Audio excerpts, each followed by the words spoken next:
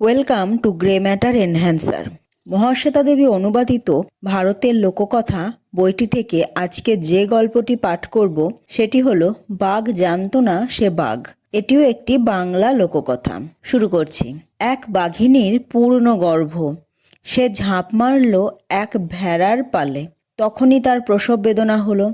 একটি ছানার জন্ম দিয়ে সে মরেই গেল। ভেড়ারা দয়ার সাগর বললে হয়। তারা বাঘের বাচ্চাকে যত্ন আত্তি করলো, বুকের দুধ খাওয়ালো, ভেড়ার পালের মধ্যেই তাকে বড় করতে থাকলো। তারা ঘাস খায় তো বাঘের ছানাও ঘাস খায়। তারা ভ্যা ভ্যা ডাকে তো সেও ভ্যা ভ্যা ডাকে।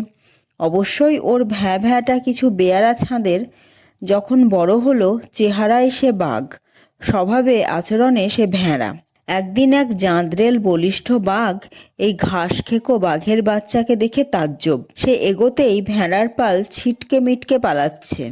বাঘের বাচ্চাই পড়ে থাকলো। সে ভয়ে ভ্যা ভ্যা করে ডাকছে। বড় বাঘটা কাছে এলো, কথা কয়ে ওকে শান্ত করলো। তারপর ওকে নিয়ে গেল এক ঝিলের ধারে। বলল, জলে নিজের ছায়া দেখো, ওটা তুমি। তারপর আমায় দেখো, তোমাকে তো একেবারে আমার মতো দেখতে। তুমি ভেড়া নও হে, তুমি বাঘ। তোমার খাদ্য ঘাস নয় হে, মাংস। ঘাস খেকো বাঘের এ কথা বিশ্বাস হতে চায় না। বড় বাঘ অনেকক্ষণ ধরে কথা কয়ে ওকে বুঝিয়ে ছাড়ল যে ও বাঘই বটে। প্রথমটা ও মাংস খেত না, ঘাস চিবোতো আর ভ্যা ভ্যা করত।